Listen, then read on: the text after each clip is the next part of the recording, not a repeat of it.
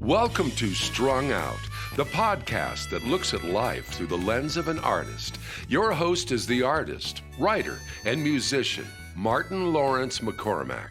Now here's Marty. Welcome to Strung Out. Glad to have you with me. And if you're watching this on YouTube, we're in the backyard. If you're listening to this, you're going to hear the birds chirping. I just got back from Colorado, and I have my guests all slotted for the coming weeks. So this is kind of going to be a short podcast because I just have some stuff that I have found interesting to report about, but not a whole lot as far as talking to artists and such. But that being said, let's do a little bit of a World Roundup. And the most obvious thing that's going on in the world today are the wars that we have. And let's start with the war in Gaza and the effect that is taking place in the United States, taking place in our campuses in particular. The situation that's going on, you have a lot of back and forth. You have the students on the one hand that are protesting what they're calling genocide in Israel,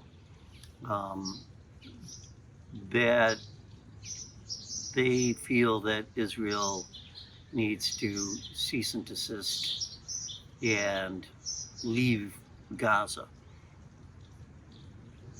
Then you have the Israeli side, and the Israeli side with the country of Israel is that we were attacked.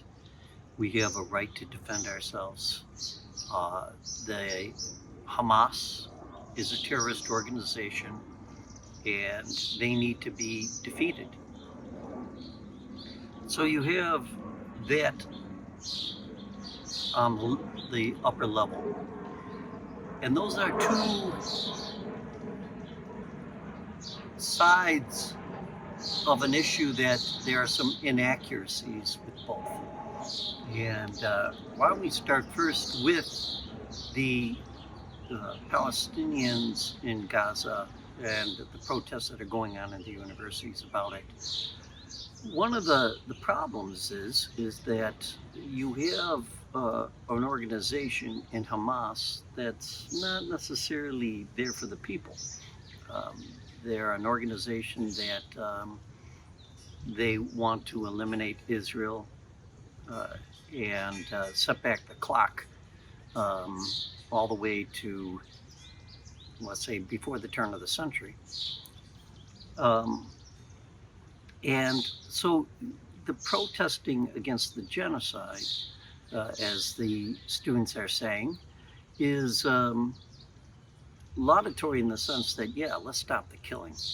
But from a political standpoint, there is a huge problem there, and that is if you stop and you allow this terrorist organization to live to fight another day, then undoubtedly you're going to have more October 7th with an organization like this.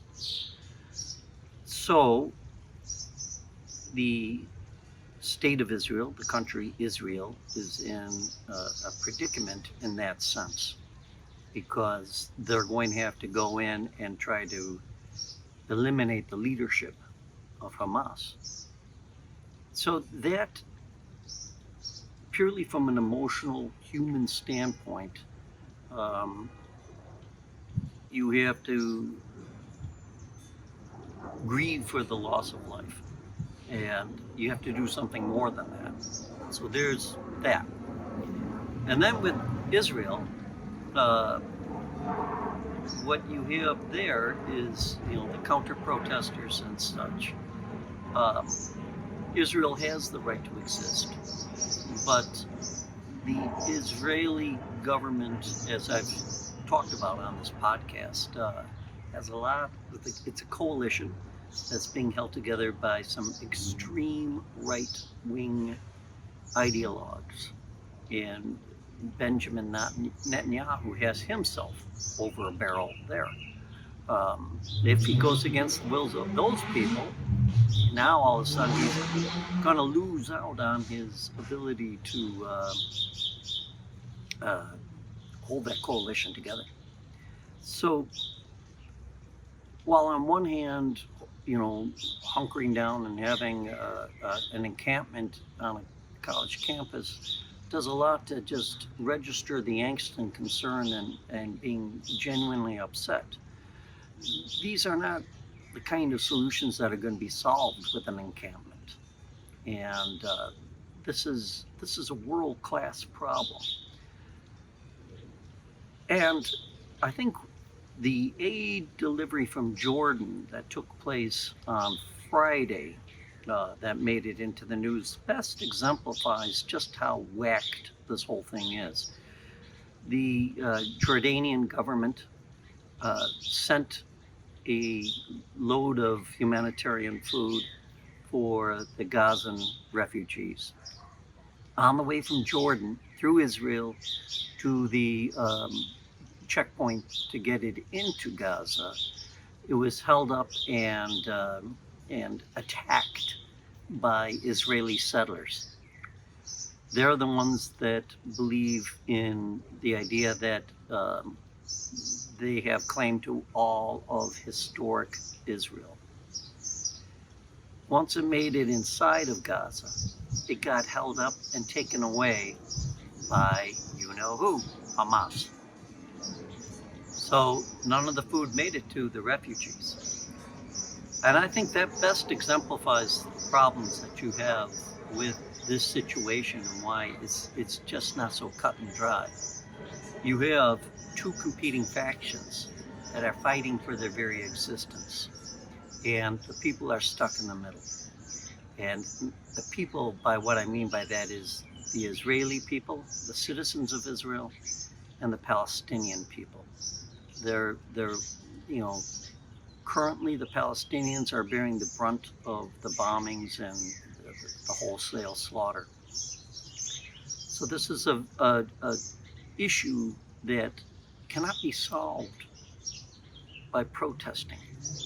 It has to take a considerable amount of diplomacy, which hopefully is going to play out soon. As of this podcast, you have members of Hamas going for talks in Egypt and so that's a very hopeful sign. I think Hamas probably realizes the game's up for them as a political entity.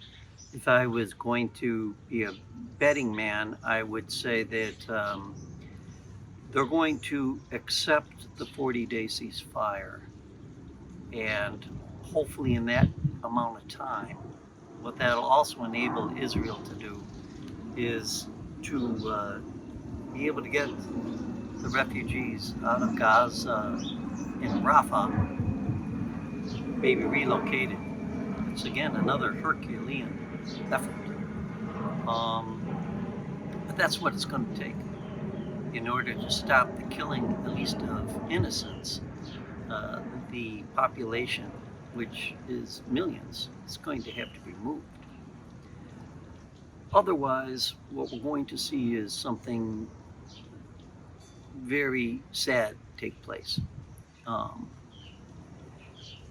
We live in a world, of course, that we have players out there that want to not only destroy the country of Israel, but they want to destroy the United States. They want to destroy any kind of Western democracy. You also have people who like to talk about decolonization, and we've talked about that on previous podcasts as well, that they really don't understand what decolonization stands for. And but in this instance, what they want to do is they want to get rid of Western ways of thinking and being, and in particular, you know, the people that have held power in the West. Again, it's a fairy tale kind of wish.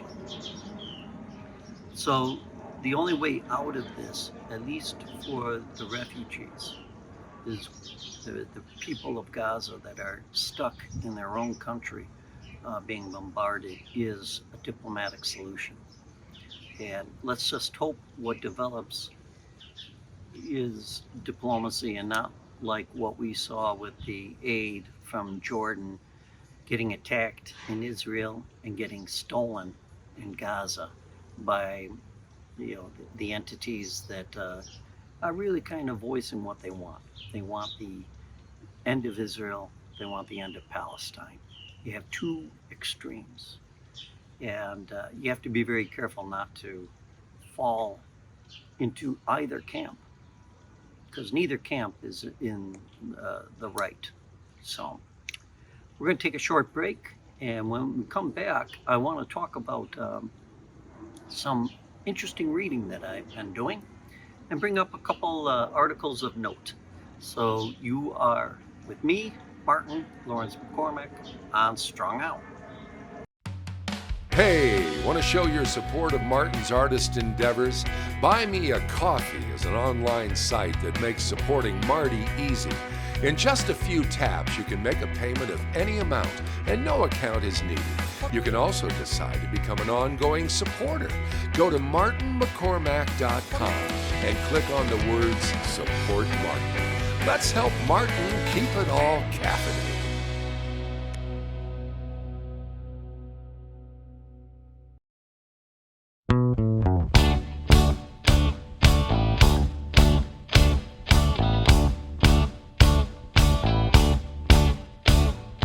Everybody wants their car to go faster than the rest.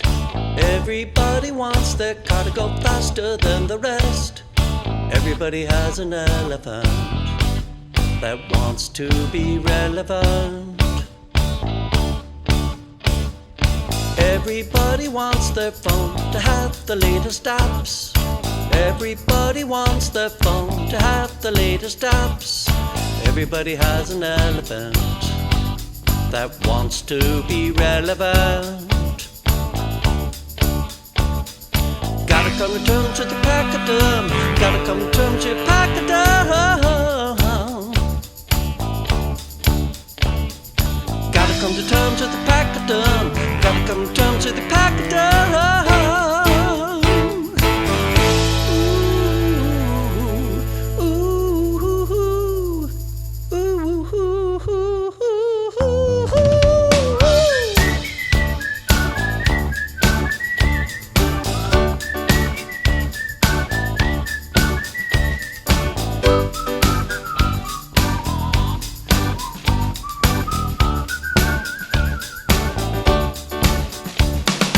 Everybody thinks the story is all about them.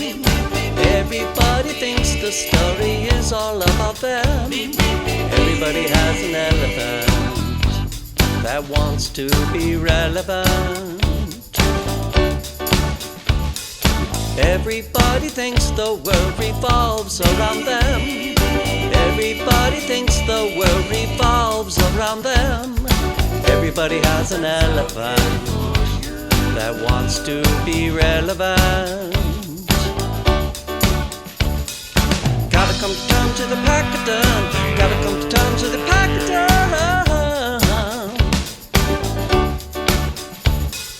Gotta come to terms with the pachyderm.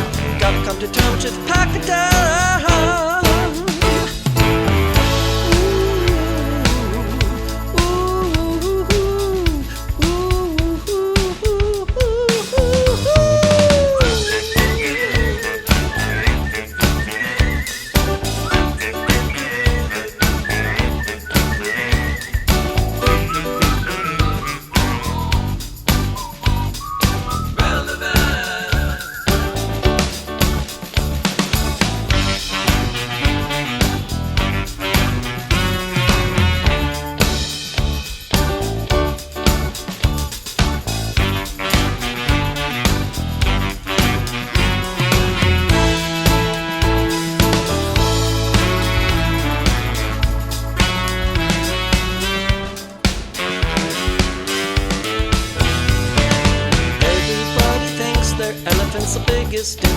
room. Everybody thinks their elephant's the biggest in the room. Everybody has an elephant that wants to be relevant. Yeah, everybody has an elephant that wants to be relevant.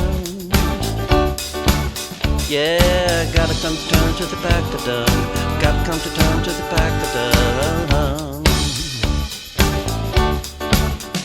yeah, gotta come to terms with the fact that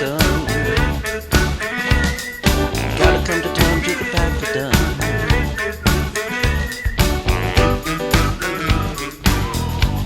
that wants to be relevant. Everybody has an elephant. Everybody has an elephant.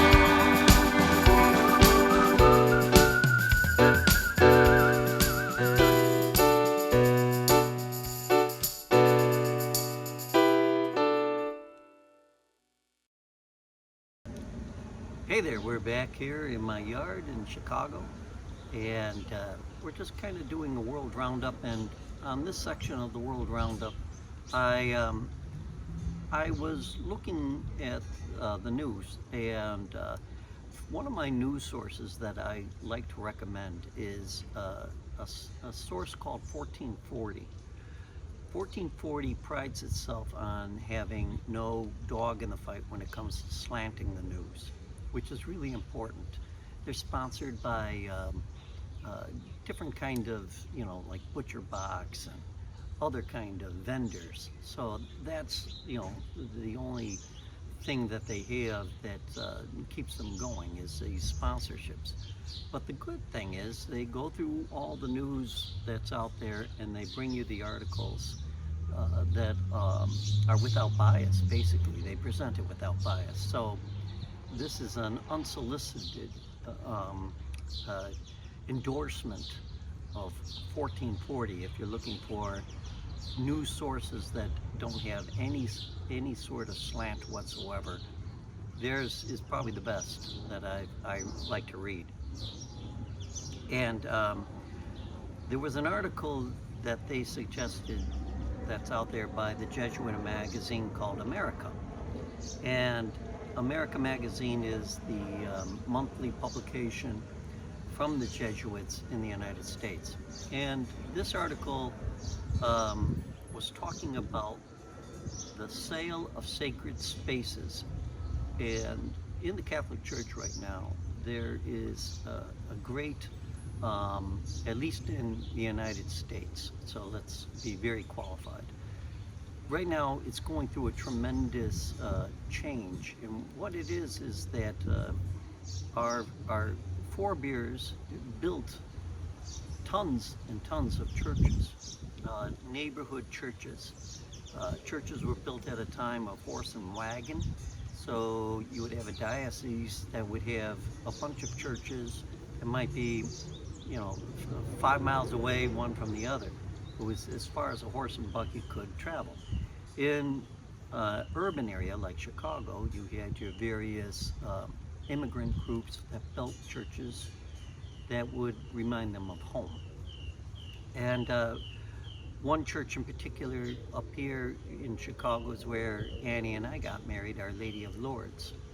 With the shrinking of the population of practicing Catholics, mainly just through the changing demographics of population, with the decline of priests, some of these churches now are going empty. And the Roman Catholic Church is one of the largest, if not the largest, holder of real estate in the world. So what do you do with these places, these houses of worship, once there is no way of sustaining them. In the past, what has happened, it's been kind of left up to every diocese to kind of figure things out. And that has kind of ended up with mixed results, because you can sell, once what they do is they will go into the church, and there's a term for it that's slipping my mind, but they basically desanctify the sanctuary. And usually what that involves is taking out like statuary, taking out the sacristy, taking out the tabernacle of the Eucharist, things like that, the altar, maybe they'll be taken out. And so you're left with a building that looks like a church, but is no longer sanctified.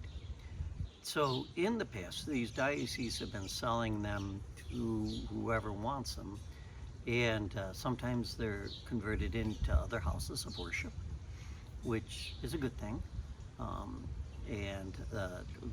In this article, they talk about mosques, they talk about Protestant churches that have taken over what were formerly Catholic churches. And a lot of these churches in cities, these immigrant groups built big churches, cathedral type, basilica type of buildings. So we're not talking about a practical kind of, building to begin with. These big behemoths, they age, and the upkeep on them is tough. In Europe, the government steps in and takes care of these buildings because they look upon them as part of the history of their country.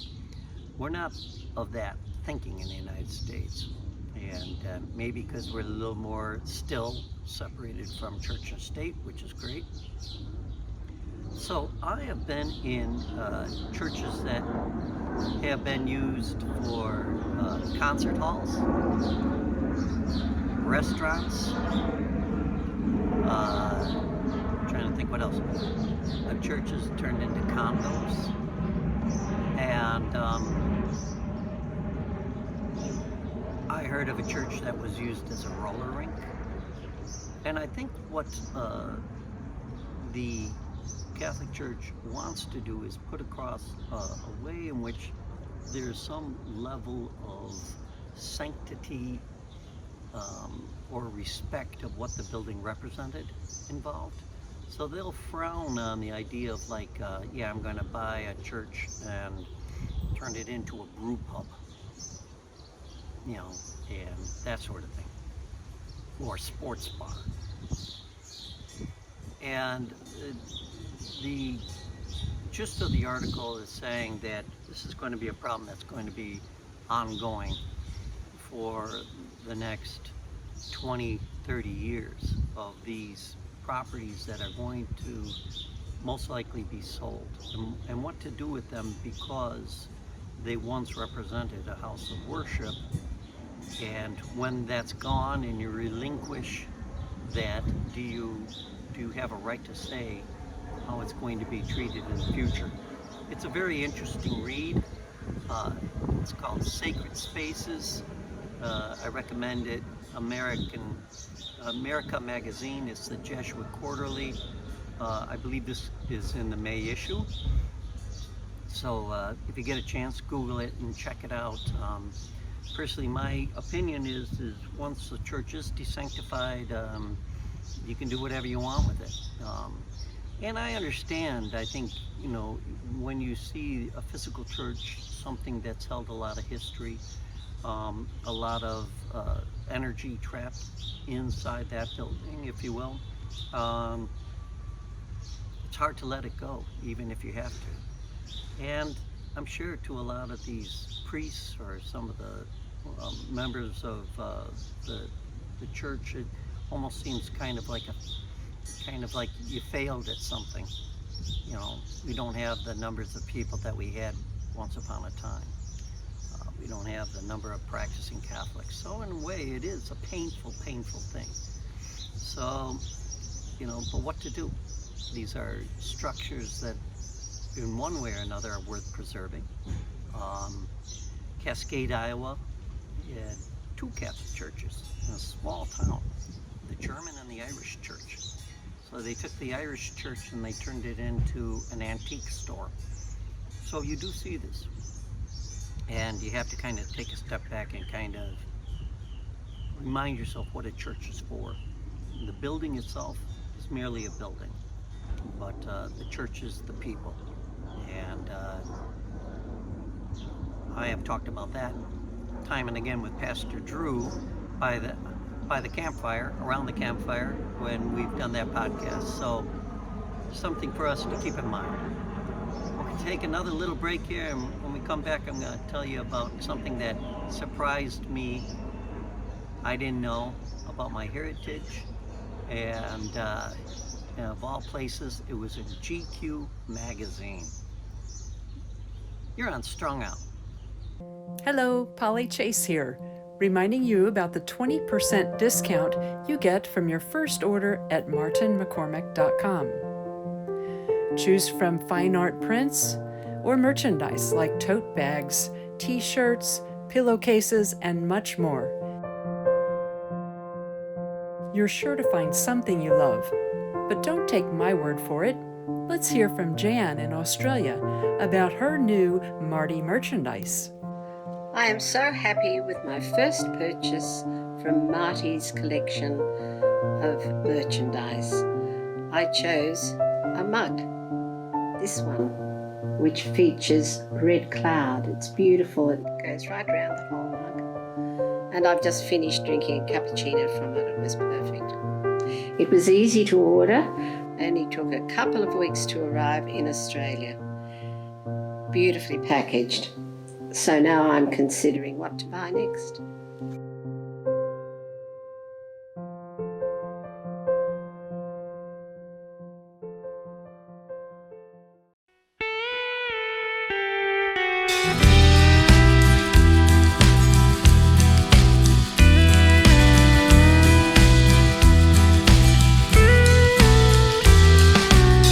I'd like to come back as a million roses, a million roses in the spring. In the gardens you'll find me blooming, a million roses in the spring. To make right a life of sorrow, make right a life of pain. Bring some joy for tomorrow, a bit of sunshine after the rain. A million roses, a million roses. I'd like to come back as a million stars in the sky. On a quiet night you'll gaze in wonder, a million stars in the sky. To tell you it's all worth it, to tell you to go on. Bring some joy to tomorrow, and know you're not alone. A million stars, a million stars.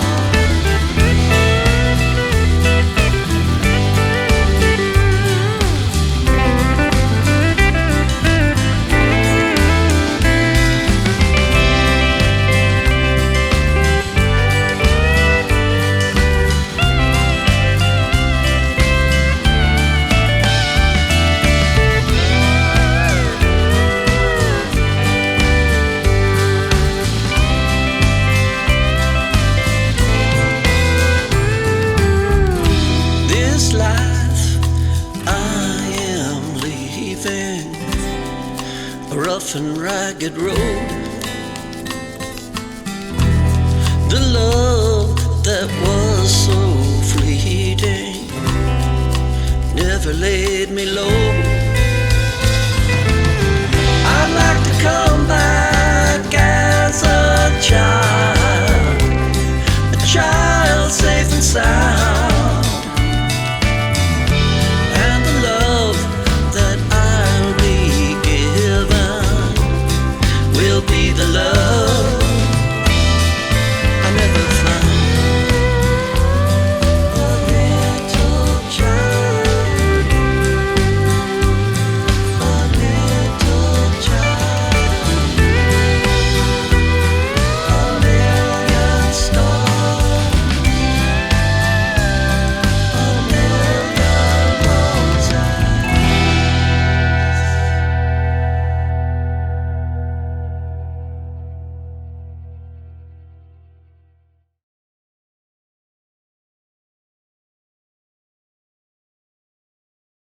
Okay, we're back, and I want to talk about this final piece of reading that I did that surprised me.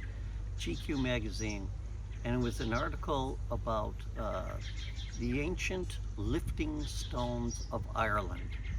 And I have to laugh because in my backyard I built out of some pretty big stones a waterfall.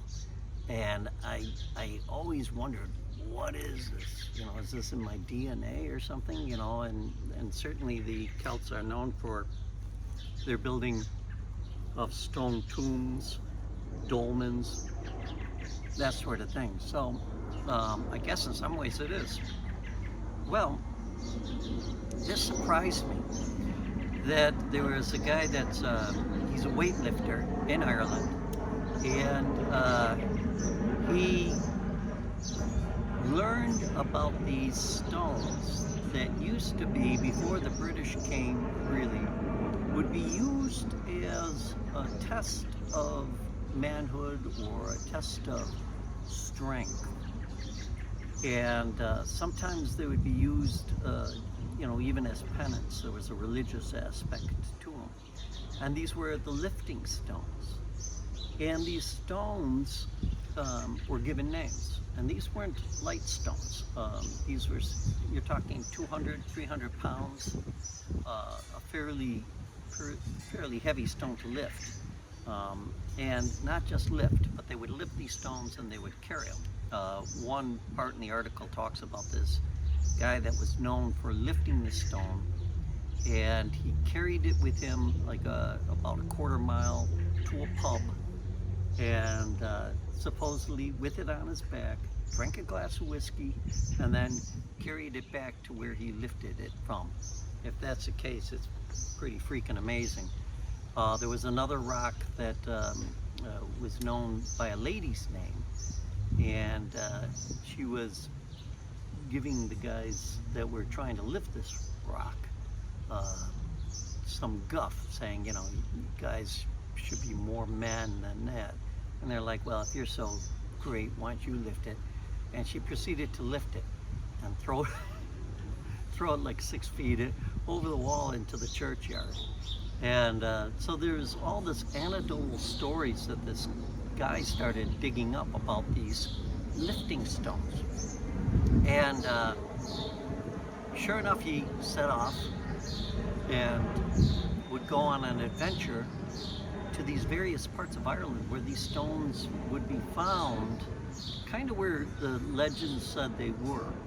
And they would be lost like in, you know, a back of a farm field covered under vines and brambles and such. Just a fascinating read. And this guy would free them and he would lift them. And he would, you know, now give them, you know, their new the location. And he's trying to single-handedly bring back this ancient custom of testing, like I said, testing your strength, testing your endurance, and also just, I'm sure there was a lot more involved with it back in the times before, you know, the British came and got rid of some of the customs.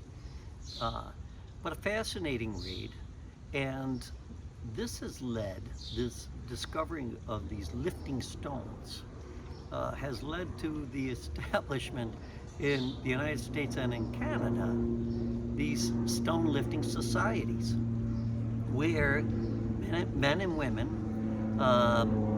will go and they will lift these various stones. And the idea is to prove to yourself, it's kind of like anything, like mountain climbing or whatever, maybe a simpler form. It's, you know, to test your, can I do this? You know, why did you lift that stone? Because was there, other people have lifted it. Can I be the one that lifts it and carries it the farthest? And again, I just had to laugh and found it fascinating, because when I tour, and I still do it, I will pick up a rock, I'll pick up a stone that is of interest to me. And initially I was picking up stones that, you know, were, I think the heaviest I have here is probably about close to 100 pounds. That I could use that would be more boulder-like for this waterfall. I am not the kind of guy that can lift a 300-pound rock. I don't think so. But this is something that I found a great read, because it had something to do with my lineage that I knew nothing of. And it also is interesting in the sense of somebody rediscovering that ancient history and trying to bring it back to life, and in doing so, sparking a whole interest in these stone lifting societies. And what's great is they named these stones. So you could have, like, you know, the stone of, you know, Lindisfarne or something like that, you know, and that stone was lifted and it stands, you know, at the corner of the parish, and, you know, people going to church would lift that stone and carry it, you know, as a penance, and then bring it back, and not everybody could lift it. Something kind of refreshing in it, in an age where we kind of shy away from such things. Our testing of our own ability, our own self-worth. And you know, what a better way to test your you know, humanity, I guess, than lifting some sort of heavy object that others have tried and failed, or tried and succeeded. So that's it for this week. And again, like I said, just a short podcast. I hope you look up that article and read it too. GQ, the Stone Lifters of Ireland. And until next week, take care of yourself. And that's it. The World Roundup in the backyard. The jets flying overhead here in Chicago. Take care. Bye-bye. Thank you for listening. For more information about this show or a transcript, visit martinmccormack.com. While there, sign up for our newsletter. See you next time on Strung Out.